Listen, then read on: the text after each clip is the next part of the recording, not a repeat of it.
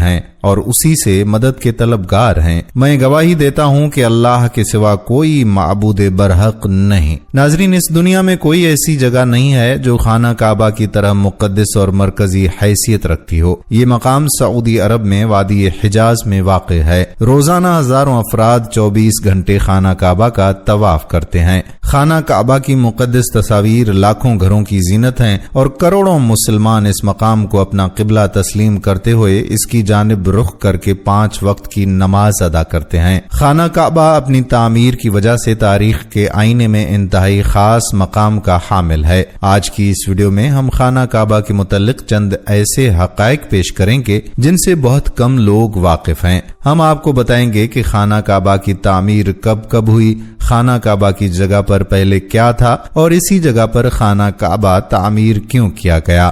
غلاف کعبہ کی دلچسپ 7 رنگوں کی کہانی بھی آپ کو سنائیں گے۔ اس کے علاوہ آپ کو ایک اہم راز بتائیں گے کہ خانہ کعبہ کو پہاڑوں میں کیوں تعمیر کیا گیا۔ غلاف کعبہ کا موجودہ رنگ کالا کن وجوہات کی بنا پر رکھا گیا۔ آپ کو یہ بھی بتائیں گے کہ غلاف کعبہ کی تبدیلی کے بعد پرانے غلافوں کے ساتھ کیا کیا جاتا ہے۔ ویڈیو کو اسکپ مت کیجیے گا اور آخر تک اس ویڈیو کو لازمی دیکھیے گا۔ ناظرین، خانہ کعبہ جس طرح آج ہمیں نظر آتا ہے یہ ویسا نہیں ہے جو حضرت ابراہیم علیہ السلام اور حضرت اسماعیل علیہ السلام کے دور میں دوبارہ تعمیر ہوا تھا۔ وقت کے ساتھ پیش آنے والی قدرتی آفات اور حادثات کی وجہ سے اس کو دوبارہ تعمیر کرنے کی ضرورت پڑتی رہی ہے۔ بے شک ہم سب جانتے ہیں کہ خانہ کعبہ کی دوبارہ تعمیر کا ایک بڑا حصہ نبی کریم صلی اللہ علیہ وآلہ وسلم کی زندگی میں نبوت ملنے سے قبل ممکن ہو چکا تھا۔ یہ وہ وقت تھا جب نبی کریم صلی اللہ علیہ وآلہ وسلم نے ایک بڑی خون ریزی کو اپنی دور اندیشی سے روکا تھا۔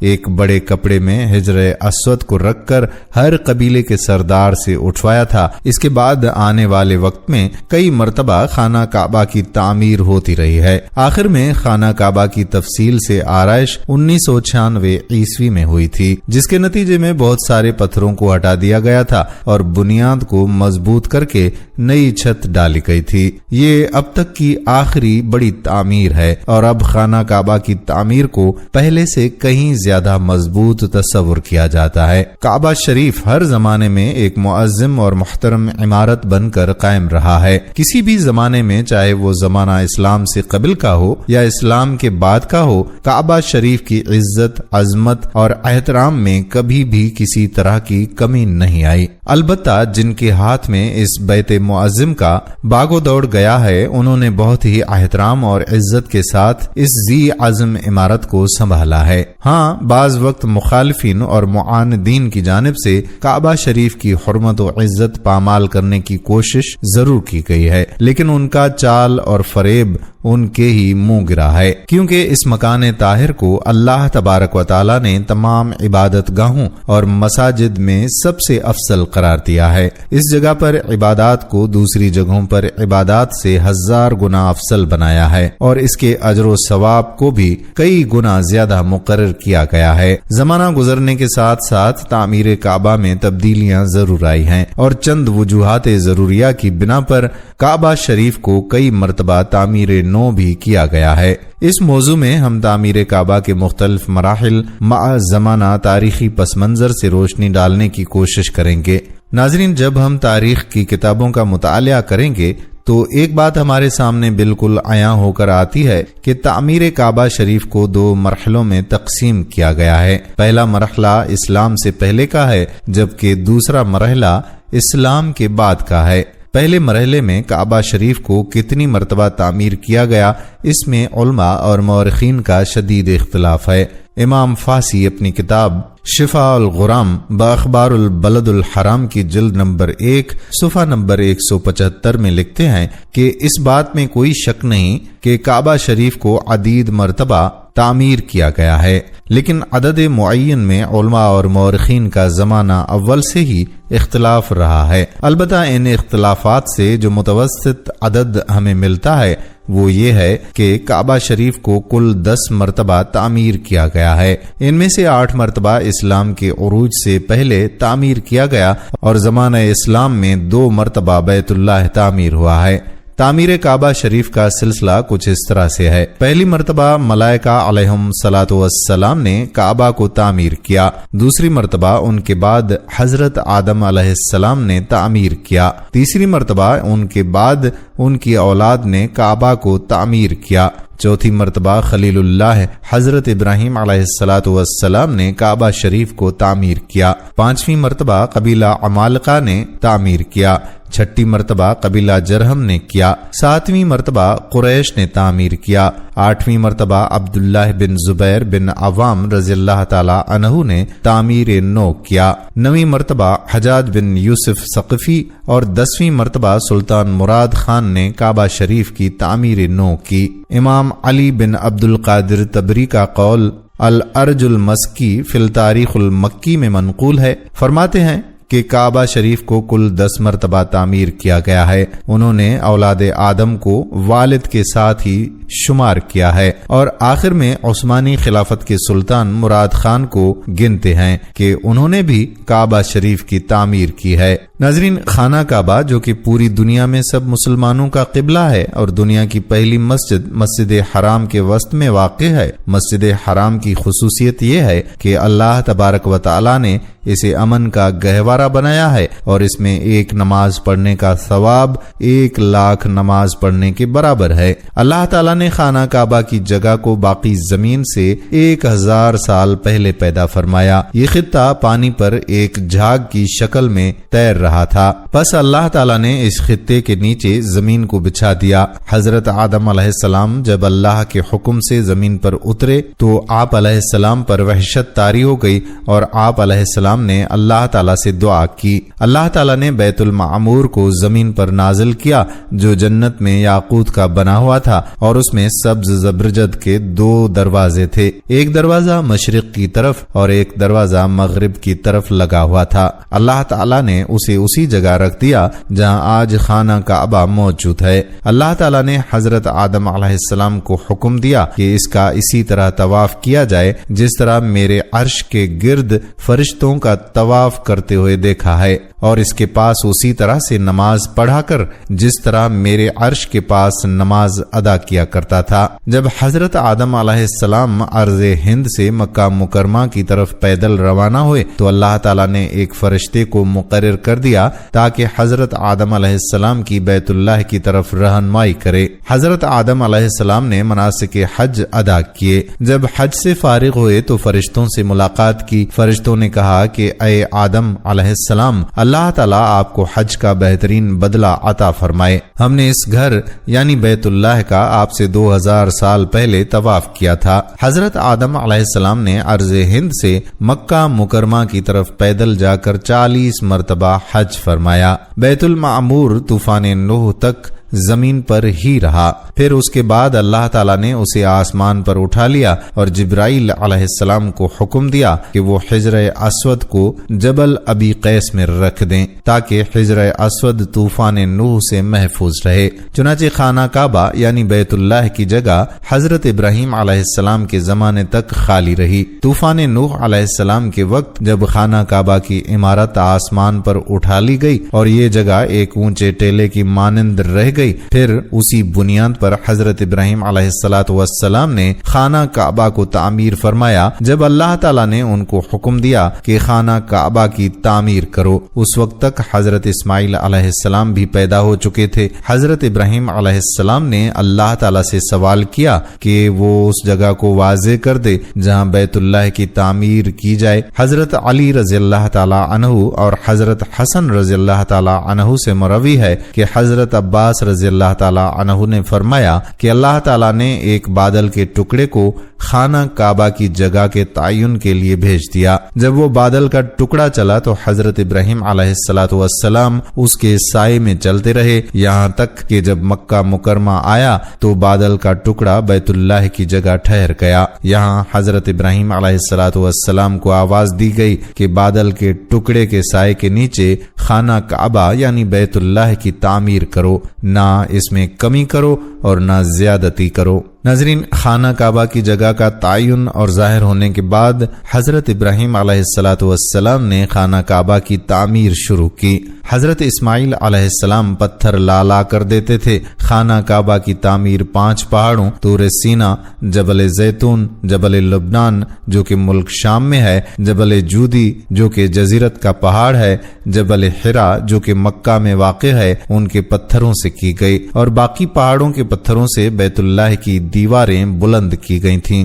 جب حضرت ابراہیم علیہ السلام نے حجر اسود کی جگہ تک بیت اللہ کی تعمیر مکمل کر لی تو اپنے بیٹے اسماعیل علیہ السلام سے فرمایا کہ میرے پاس ایک بہترین اور خوبصورت پتھر لاؤ جو لوگوں کے لیے بطور علامت برقرار رہے۔ حضرت اسماعیل علیہ السلام ایک پتھر لائے۔ حضرت ابراہیم علیہ السلام نے فرمایا کہ اس سے بھی اچھا پتھر لاؤ۔ چنانچہ اسماعیل علیہ السلام پتھر کی تلاش میں نکلے تو جبل ابو قیس سے آواز آئی کہ اے ابراہیم، تیرے لیے میں نے ایک امانت رکھی ہے، بس تو اس کو لے لے۔ حضرت ابراہیم علیہ السلام حجر اسود کو لائے اور اسے اس کی جگہ پر رکھ دیا۔ ناظرین، مسلمانوں کے نزدیک یہ پتھر بہت مقدس اور متبرک ہے۔ جو مسلمان حج کرنے جاتے ہیں ان کے لیے لازم ہے کہ طواف کرتے ہوئے ہر بار حجر اسود کو بوسہ دیں۔ اگر ہجوم زیادہ ہو تو دور سے ہاتھ کے اشارے سے بوسہ دیا جا سکتا ہے۔ جب خانہ کعبہ کی دیواریں ہاتھ جتنی بلندی تک چن لی گئیں تو حضرت اسماعیل علیہ السلام ایک پتھر لائے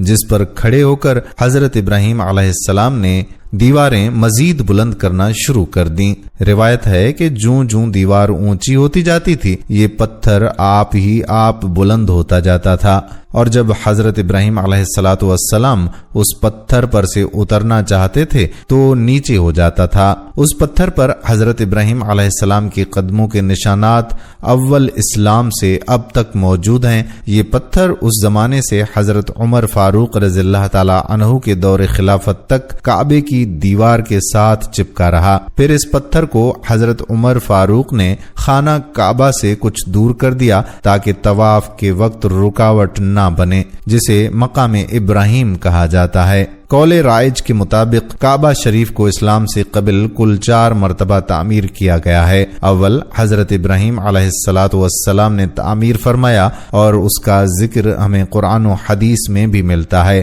کہ حضرت آدم علیہ السلام نے خدا تبارک و تعالی کے حکم سے کعبہ شریف کی تعمیر کی۔ حضرت ابراہیم علیہ السلام نے جب کعبہ کو تعمیر کیا تو انہوں نے کعبہ کو 9 گز یعنی 4.5 میٹر اونچا رکھا۔ مشرق کی جانب سے بیت اللہ کی لمبائی کو 32 گز یعنی 16 میٹر رکھا، مغرب کی جانب سے 31 گز یعنی 15.5 میٹر، شمال کی جانب سے 20 گز یعنی 10 میٹر، اور جنوب کی جانب سے 23 گز یعنی 11 میٹر کی لمبائی رکھی۔ انہوں نے تعمیر کعبہ کے وقت کعبہ کے اوپر چھت نہیں بنائی بلکہ 2 دروازے بنا دیے جو کہ زمین سے بالکل متصل تھا۔ دوسری اور تیسری مرتبہ کعبہ شریف کی تعمیر کی ذمہ داری بنو عمالقہ اور بنو جرہم نے بالترتیب لی اور کعبہ شریف کو تعمیر نو کی تشکیل دی۔ امام علی بن ابی طالب علیہ السلام فرماتے ہیں کہ حضرت ابراہیم علیہ السلام کے تعمیر کعبہ کے بہت زمانے کے بعد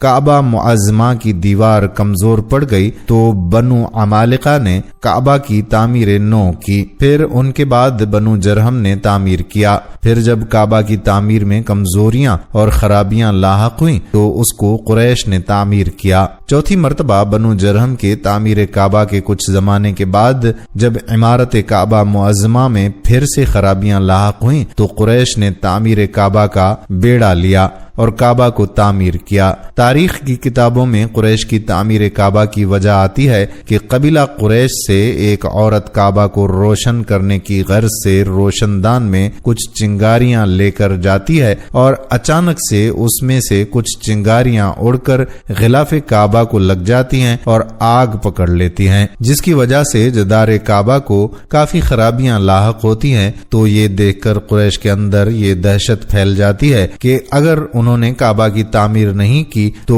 ان پر عذاب الہی کا قہر آئے گا۔ اسی بنا پر قریش آگے بڑھ کر کعبہ کی تعمیر نو پر اکٹھا ہوتے ہیں اور اس کے لیے صرف حلال مال جمع کرتے ہیں۔ حلال مال اتنے وافر میں جمع نہیں ہوتا ہے کہ کعبہ کو مکمل بنائے ابراہیم کی شکل دے سکیں، اسی لیے انہوں نے حجر اسود کی جانب سے 6 گز اور 1 شبر یعنی 3.23 میٹر کم کر دیتے ہیں اور ایک چھوٹی سی دیوار سے گھیر دیتے ہیں کہ لوگ طواف کے وقت اس کے اندر نہ آ سکیں۔ اہل قریش نے تعمیر کعبہ کے وقت کچھ تبدیلیاں بھی لائی ہیں، جیسا کہ انہوں نے کعبہ کی اونچائی 9 گز یعنی 4.5 میٹر سے 18 گز یعنی کل 9 میٹر تک بڑھایا اور ساتھ ہی کعبہ کے اوپر چھت بھی بڑھا دیا گیا۔ باب غریبی کو بند کر دیا گیا، جبکہ باب شرقی کی اونچائی بھی کچھ زیادہ بڑھاتی گئی۔ اور سب سے اہم بات یہ کہ قریش کا کعبہ کی اس تعمیر نو میں ہمارے پیارے آقا صلی اللہ علیہ وآلہ وسلم بھی شامل تھے۔ عرصہ دراز تک خانہ کعبہ یعنی بیت اللہ اسی طرح سے حضرت ابراہیم علیہ السلام کی تعمیر پر برقرار رہا۔ جب قریش نے اس کی نئی تعمیر کی، یہ وہ زمانہ تھا جب نبی کریم صلی اللہ علیہ وآلہ وسلم کی عمر 25 برس تھی۔ مکہ میں شدید بارش کے باعث سیلابی ریلے سے خانہ کعبہ کی بنیادوں اور دیواروں کو نقصان پہنچا۔ جب خانہ کعبہ تعمیر ہوا اور خانہ کعبہ کی دیواریں قد آدم تک کو پہنچ گئیں تو حجر اسود کو نصب کرنے کا مسئلہ پیش آیا۔ ہر قبیلے کی یہ خواہش تھی کہ حجر اسود کو وہ نصب کرنے کی سعادت اسے ہی نصیب ہو، حتیٰ کہ یہ معاملہ لڑائی جھگڑے تک جا پہنچا۔ آخرکار یہ طے پایا کہ صبح سویرے جو سب سے پہلے یہاں داخل ہوگا وہ حجر اسود نصب کرے گا۔ اس پر تمام قبائل میں اتفاق ہو گیا۔ دوسرے دن سب سے پہلے داخل ہونے والے نبی اکرم صلی اللہ علیہ وآلہ وسلم تھے۔ آپ اہل مکہ میں صادق اور امین مشہور تھے۔ قریش نے جب نبی کریم صلی اللہ علیہ وآلہ وسلم کو دیکھا تو انہیں بے حد اطمینان ہوا۔ آپ صلی اللہ علیہ وآلہ وسلم نے حجر اسود کو ایک چادر پر رکھا اور تمام قبائل کے سرداروں کو حکم دیا کہ وہ چادر کے کونے پکڑ کر اسے اٹھائیں۔ چنانچہ سب نے مل کر چادر کو اٹھایا اور جب چادر اس مقام پر پہنچی جہاں حجر اسود رکھا جانا تھا تو حضور صلی اللہ علیہ وآلہ وسلم نے اپنے مبارک ہاتھوں سے اسے دیوار کعبہ میں نصب کر دیا۔ اس طرح ایک بہت بڑا جھگڑا ختم ہو گیا۔ قریش کا یہ تعمیر کعبہ شریف کا واقعہ اعلان نبوت سے 5 سال پہلے ہوا۔ حجر اسود خانہ کعبہ کی جنوب مشرقی دیوار میں نصب ہے۔ قریب سے دیکھیں تو یہ کئی ٹکڑوں میں نظر آتا ہے۔ حجر اسود کے بارے میں حضرت عباس رضی اللہ تعالی عنہ کی ایک روایت کے مطابق حجر اسود جنت کا پتھر ہے۔ جس وقت یہ پتھر آیا تھا اس وقت یہ دودھ سے زیادہ سفید تھا، لیکن بنی آدم کے گناہوں نے اسے سیاہ کر دیا۔ تعمیر کعبہ کے دوسرے مرحلے میں کل 3 دور ہیں۔ پہلا دور عبداللہ بن زبیر رضی اللہ تعالی عنہ کا ہے۔ جب اموی خلافت کا تخت امیر معاویہ کے بعد ان کے بیٹے یزید کو ملا تو اس نے سن 64 ہجری میں حسین بن نمیر کی قیادت میں حجاز میں عبداللہ بن زبیر رضی اللہ تعالی عنہ کا تختہ پلٹنے کے لیے ایک بڑی فوج کو بھیجا۔ عبداللہ بن زبیر رضی اللہ تعالی عنہ کا تختہ پلٹ کر پورے حجاز کو خلافت اموی کے تحت شامل کرنے کے لیے یزید لعین کی فوج نے مکہ کا محاصرہ کیا اور یہ محاصرہ کئی دنوں تک جاری رہا۔ محاصرے کے دوران حسین بن نمیر نے منجنیق اور توپ کے ذریعے مکہ پر حملہ آور ہوا، جس کی وجہ سے خانہ کعبہ پر کافی اثر پڑا تھا اور خانہ کعبہ کی دیواریں بالکل کمزور ہو گئی تھیں۔ محاصرے کے 17 دن کے بعد یزید لعین کی موت واقع ہوئی تو اس کی فوج حصار مکہ کو ختم کر کے شام کی طرف لوٹ جاتی ہے۔ اس کے بعد حضرت عبداللہ بن زبیر رضی اللہ تعالی عنہ نے خانہ کعبہ کو تعمیر نو کیا اور بالکل اسی طرح سے تعمیر کیا جس طرح حضرت ابراہیم علیہ السلام نے تعمیر فرمایا تھا۔ حضرت عبداللہ بن زبیر رضی اللہ تعالی عنہ نے تعمیر کعبہ کے وقت اس کی اونچائی کو 27 گز یعنی 13.5 میٹر بڑھایا۔ قریش نے وافر مال نہ ہونے کی وجہ سے جس جگہ کو خانہ کعبہ سے منفرد کیا تھا ان کو دوبارہ خانہ کعبہ میں ملا دیا۔ دوسرا دور ہے حجاج بن یوسف ثقفی کا۔ یزید لعین کے بعد عبد الملک بن مروان خلافت امیہ کا خلیفہ مقرر ہوتا ہے۔ عبد الملک بن مروان حجاج بن یوسف ثقفی کی قیادت میں ایک بڑی فوج کو تشکیل دیتا ہے اور انہیں مکہ مکرمہ کی طرف روانہ کرتا ہے تاکہ عبداللہ بن زبیر کے تخت کو پلٹ سکیں۔ جب حجاج اپنی فوج کے ساتھ مکہ پہنچتا ہے تو اس نے جو عبد المالک بن مروان کے خلاف گیا اور اس کی بیعت نہیں کی تو ان کے خلاف اعلان جنگ کر دیا، اور اسی جنگ میں حجاج نے عبداللہ بن زبیر رضی اللہ تعالی عنہ کا سر قلم کیا اور پھر ان کے سر کے ساتھ پورے مکہ مکرمہ میں چکر لگایا، اور پھر 74 ہجری میں حجاج نے خانہ کعبہ کی تعمیر کو دہرایا اور نئے انداز میں خانہ کعبہ کی تعمیر کروائی۔ اس نے خانہ کعبہ کے مغربی دروازے کو بند کر دیا جبکہ مشرقی دروازے کی اونچائی کو اور زیادہ بڑھا دیا۔ شمالی دیوار کو منہدم کر دیا گیا اور خانہ کعبہ سے 6 گز اور 1 شبر زمین کو الگ کر دیا گیا۔ ناظرین، یہاں ایک اہم بات آپ کو بتاتے چلیں کہ حضرت عبداللہ بن زبیر رضی اللہ تعالی عنہ نے اپنے زمانے میں کعبہ کی تعمیر اس طریقے پر کروائی جیسا کہ حضور صلی اللہ علیہ وآلہ وسلم کی خواہش تھی، جس کے بارے میں انہیں ان کی خالہ حضرت عائشہ نے بتایا تھا۔ حجاج بن یوسف نے 73 ہجری میں عبداللہ بن زبیر رضی اللہ تعالی عنہ کو شہید کر ڈالا اور خلیفہ وقت عبد الملک بن مروان کو تعمیر کعبہ کے بارے میں ایک خط لکھا۔ اس نے خیال ظاہر کیا کہ یہ تعمیر عبداللہ بن زبیر نے اپنی طرف سے کی ہے، چنانچہ خلیفہ عبد الملک نے حجاج بن یوسف کو خانہ کعبہ کی تعمیر پہلی حالت پر لوٹانے کا حکم دیا۔ جب خلیفہ عبد الملک بن مروان کو معلوم ہوا کہ عبداللہ بن زبیر رضی اللہ تعالی عنہ خانہ کعبہ کی تعمیر کے بارے میں حضرت عائشہ رضی اللہ تعالی عنہا نے بتایا تھا اور یہ تعمیر حضور صلی اللہ علیہ وآلہ وسلم کی خواہش کے مطابق ہوئی تھی، تو اسے خانہ کعبہ کو دوبارہ تعمیر کرنے والے اپنے حکم نامے پر بے حد افسوس ہوا کہ کاش میں اس کو اسی حالت پر چھوڑ دیتا تو بہتر تھا، واللہ عالم۔ پھر جب مہدی بن منصور کا زمانہ خلافت آیا تو اس نے حضرت امام مالک بن انس رحمت اللہ علیہ سے مشورہ کیا کہ کعبۃ اللہ کو حضرت عبداللہ بن زبیر رضی اللہ تعالی عنہ کی تعمیر کردہ صورت پر لوٹا دیا جائے تو کیسا رہے گا؟ حضرت امام مالک بن انس نے فرمایا کہ مجھے ڈر ہے کہ ملوک یعنی خلفاء اس کو کھیل بنا لیں گے، یعنی جب کوئی بادشاہ آئے گا تو اپنے خیال کے مطابق اس کو بنائے گا، لہذا امام نے اس کو اسی حالت پر برقرار رہنے دیا۔ تیسرا دور سلطان مراد خان کا تھا۔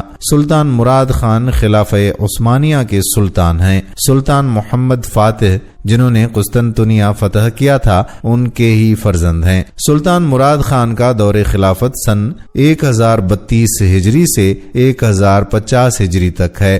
سن 1039 ہجری میں مکہ مکرمہ میں جب شدید بارش کی وجہ سے سیلاب آیا اور یہ سیلاب خانہ کعبہ اور مسجد حرام تک پہنچ کر کافی خرابیاں لایا، تو اسی سیلاب میں خانہ کعبہ کی شامی دیوار گر گئی تھی اور مغربی اور مشرقی دیواروں کا بعض حصہ بھی گر گیا تھا۔ سلطان مراد خان نے خانہ کعبہ کے مغربی اور شمالی دیواروں کو گرا کر خانہ کعبہ کی تعمیر اس سر نو کروایا۔ بہت ہی خوبصورت انداز میں کعبہ شریف کی تعمیر ہوئی اور دور حاضر تک وہی تعمیر شدہ کعبہ شریف باقی ہے۔ تاہم مختلف ادوار میں خانہ کعبہ کے صحن اور اطراف میں تعمیر اور توسیع کا کام ہوتا رہا ہے، لیکن سب سے بڑی توسیع سعودی دور حکومت میں ہوئی، جس میں مسجد حرام کو دور جدید کے معیار کے مطابق بنایا گیا اور ایئر کنڈیشنز اور برقی سیڑھیاں بھی نصب کی گئیں۔ اس وقت مسجد حرام کی 3 منزلیں ہیں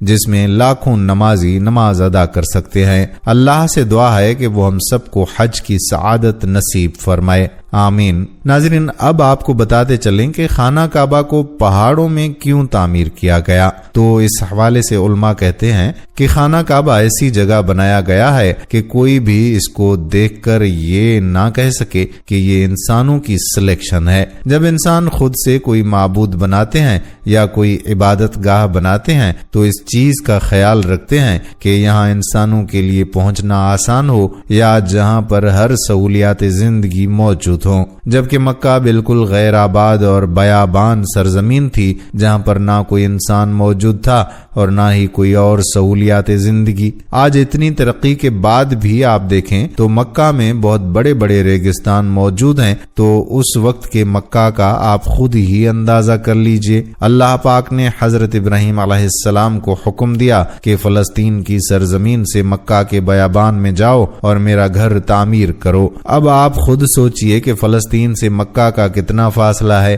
اتنا دشوار گزار سفر، جنگل، بیابان، نہ کوئی سڑک، گھوڑے کی سواری، اور اس سفر میں کیا زیادہ سفر لینا ہے۔ یہ ساری باتیں خود اشارہ کرتی ہیں کہ یہ انسانوں کا بنایا ہوا نہیں ہے۔ یہ ساری باتیں خود ہی ملحدین کو جواب دیتی ہیں جو کہتے ہیں کہ یہ ایک خود ساختہ عمارت ہے۔ اگر یہ ایک خود ساختہ تعمیر کی گئی عمارت ہوتی تو یوں پہاڑوں کے درمیان نہ بنائی گئی ہوتی۔ اس کو پہاڑوں کے درمیان تعمیر کرنے کے پیچھے یہی راز ہے کہ آنے والے دور کا انسان سمجھ سکے کہ یہ انسانوں کا بنایا گیا نہیں ہے، بلکہ اللہ پاک نے خود اسے اپنی مرضی سے اتنی پسند کی جگہ پر تعمیر کروایا ہے۔ ناظرین، اگر کعبہ کے رنگ کی بات کی جائے تو ہم لوگوں نے خانہ کعبہ کو ہمیشہ کالے رنگ کی کسوہ اور سونے کے دھاگوں میں دیکھنے کی ایسی عادت ڈالی ہوئی ہے کہ ہم اس کو کسی اور رنگ میں تصور بھی نہیں کر سکتے۔ یہ روایت عباسد یعنی جن کے گھر کا رنگ کالا تھا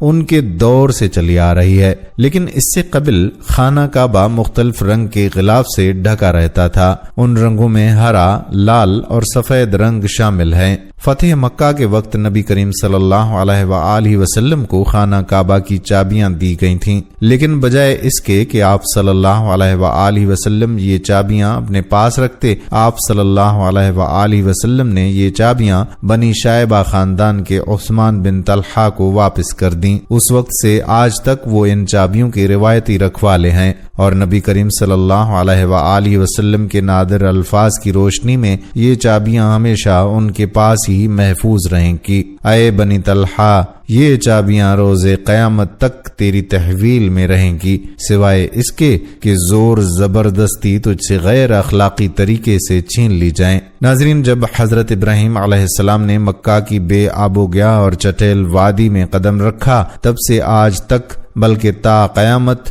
یہ وادی انسانوں کے لیے کعبۃ اللہ ہے اور مسلمانوں کے لیے قبلہ کا درجہ اختیار کر گئیں۔ حضرت ابراہیم علیہ السلام اور ان کے شیر خوار نے اپنی ماں ام ہاجرہ کے ساتھ وادی میں قدم رکھا۔ ابراہیم علیہ السلام کے چلے جانے کے بعد ہاجرہ اپنے شیر خوار کے لیے پانی کی تلاش میں اس وادی میں چکر لگانے لگیں۔ اچانک ننھے اسماعیل کی ایڑھی کے نیچے سے پانی کا ایک فوارہ پھوٹ پڑا، اسے زمزم کا نام دیا گیا اور وہ آج تک جاری و ساری ہے۔ حضرت ابراہیم علیہ السلام مکہ واپس ہوئے تو اس وقت ان کے بیٹے اسماعیل کی عمر 30 سال ہو چکی تھی۔ تبری اور تاریخ الامم الملوک کے مطابق دونوں باپ بیٹے نے اللہ کے حکم سے خانہ کعبہ کی بنیادیں کھڑی کیں۔ تاریخی کتب میں وارد ہے کہ انہوں نے کعبہ کا غلاف بھی تیار کیا۔ اس وقت خانہ کعبہ ایک چھوٹی سی عمارت تھی، تو بادشاہ نے خلاف کعبہ تیار کیا۔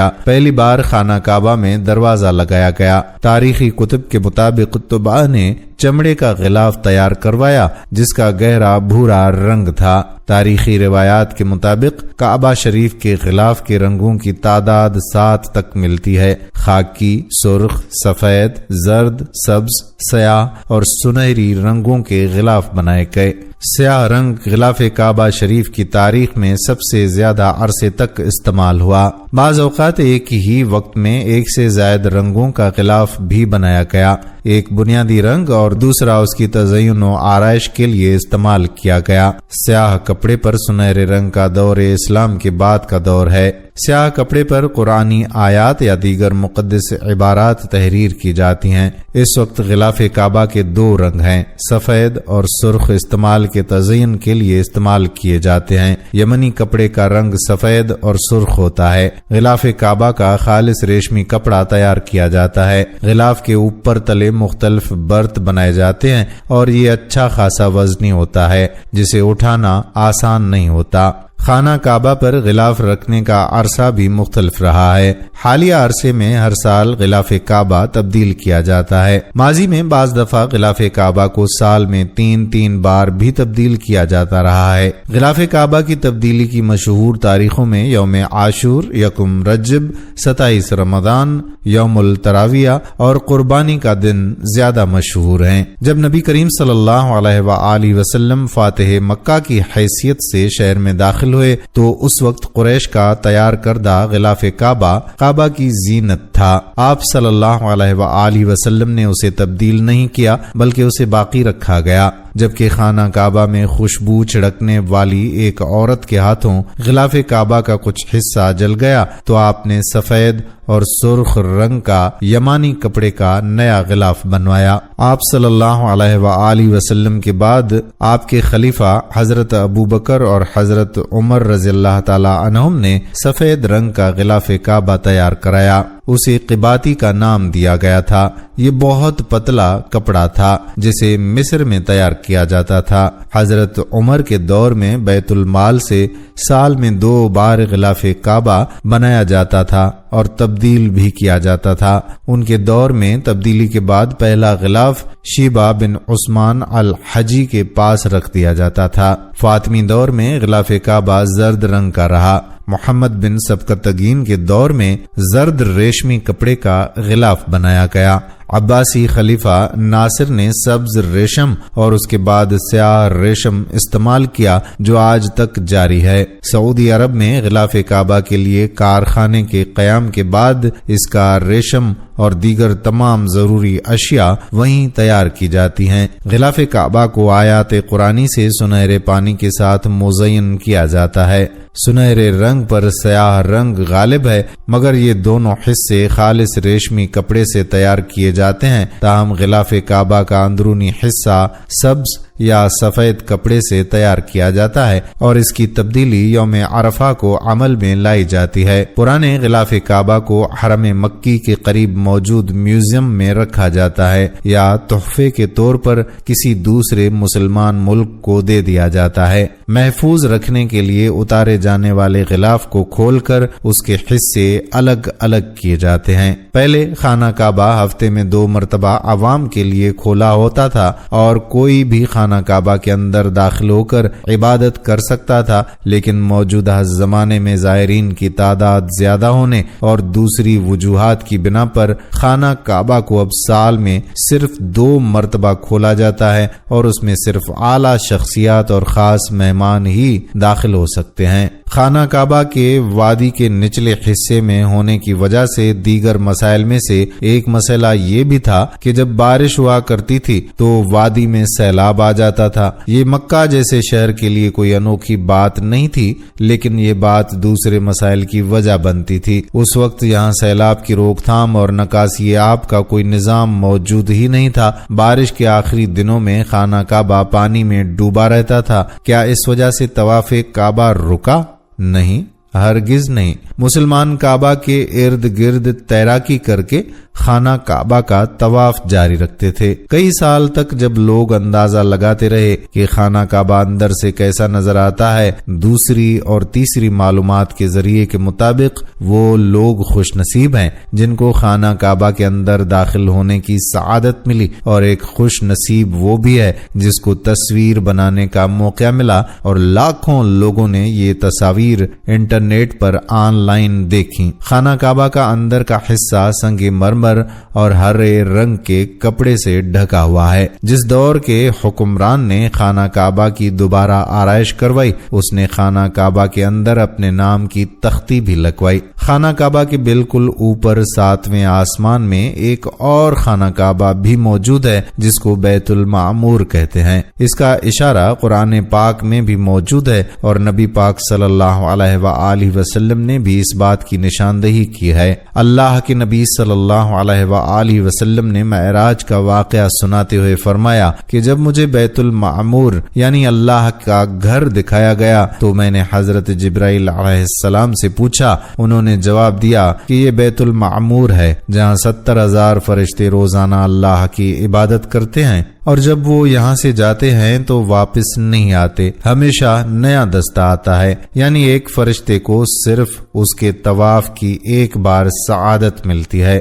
ناظرین، کیا آپ نے کبھی اس بات پر غور کیا ہے کہ حجر اسود چاندی کے سانچے میں کیوں گھرا رہتا ہے؟ کچھ لوگوں کا خیال ہے کہ حجر اسود حجاج بن یوسف کی فوج کے ہاتھوں مارے گئے پتھر لگنے کی وجہ سے ٹوٹ گیا تھا، جبکہ اس نے حضرت عبداللہ بن زبیر رضی اللہ تعالی عنہ پر لشکر کشی کی تھی۔ کچھ ذرائع کے مطابق حجر اسود بحرین سے تعلق رکھنے والے اسماعیلی گروپ کے ہاتھوں ٹوٹ گیا تھا۔ ان لوگوں کا یہ خیال تھا کہ حج مبارک ایک توہم پرستی کا عمل ہے۔ اپنی بات کو سچ ثابت کرنے کے لیے ان لوگوں نے 10,000 حجاج کو مار کر ان کی باقیات کو آب زمزم کے کنویں میں پھینک دیا تھا۔ یہ غیر انسانی عمل کافی نہیں ہے۔ یہ شیطان حجر اسود کو عرب کے مشرق میں لے گئے اور پھر عراق کے شہر کوفہ لے گئے، جہاں اس کے عوض تاوان وصول کیا۔ جب ان کو مجبور کیا گیا تو ان لوگوں نے اسے خلیفہ عباسد کو واپس کر دیا، لیکن جب اسے واپس کیا گیا تو یہ ٹکڑوں میں تھا، اور اس کو یکجا کرنے کا صرف ایک طریقہ سمجھ آیا تھا کہ اس کو چاندی کے سانچے میں رکھا جائے۔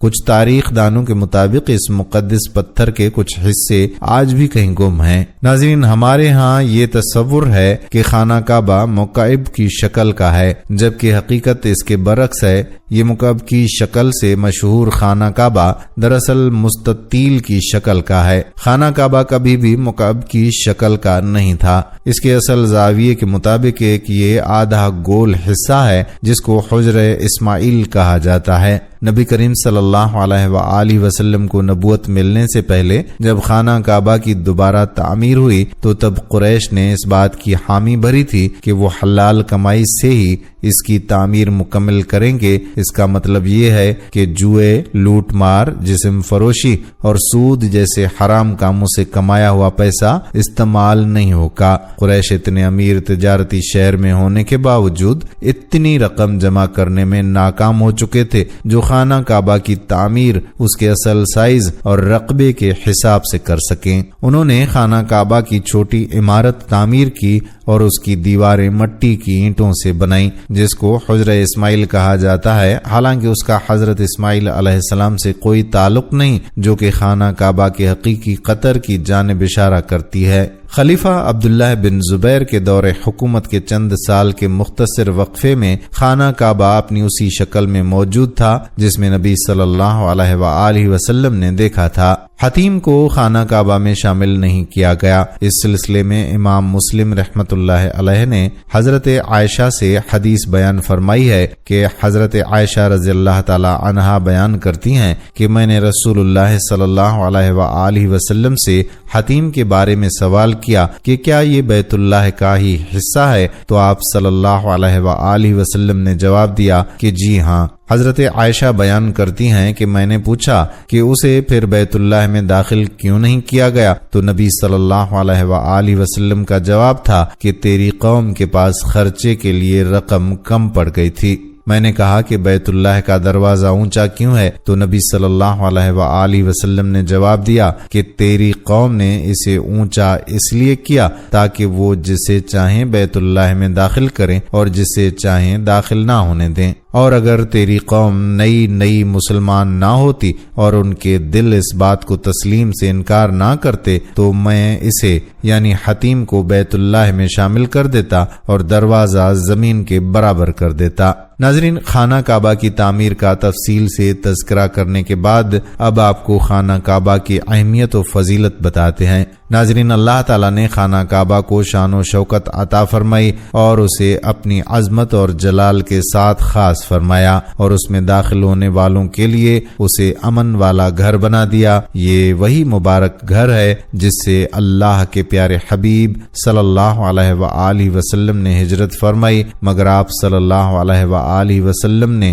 نہ تو اسے چھوڑا نہ اس سے تعلق توڑا، اور نہ ہی آپ صلی اللہ علیہ وآلہ وسلم کا دل اس سے ہٹ کر دوسرے قبلے کی طرف متوجہ ہوا، یہاں تک کہ اللہ تعالیٰ نے آپ صلی اللہ علیہ وآلہ وسلم پر یہ آیات مبارکہ نازل فرمائی: ہم دیکھ رہے ہیں بار بار تمہارا آسمان کی طرف منہ کرنا، تو ضرور ہم تمہیں پھیر دیں گے اس قبلے کی طرف جس میں تمہاری خوشی ہے۔ اور اللہ تعالیٰ بیت اللہ شریف کی عظمت و شان سورہ آل عمران آیت نمبر 96-97 میں یوں بیان فرماتا ہے: بے شک سب میں پہلا گھر جو لوگوں کی عبادت کو مقرر ہوا وہ ہے جو مکہ میں ہے، برکت والا اور سارے جہان کا رہنما، اس میں کھلی نشانیاں ہیں، ابراہیم کے کھڑے ہونے کی جگہ، اور جو اس میں آئے امان میں ہو، اور اللہ کے لیے لوگوں پر اس گھر کا حج کرنا ہے جو اس تک چل سکے، اور جو منکر ہو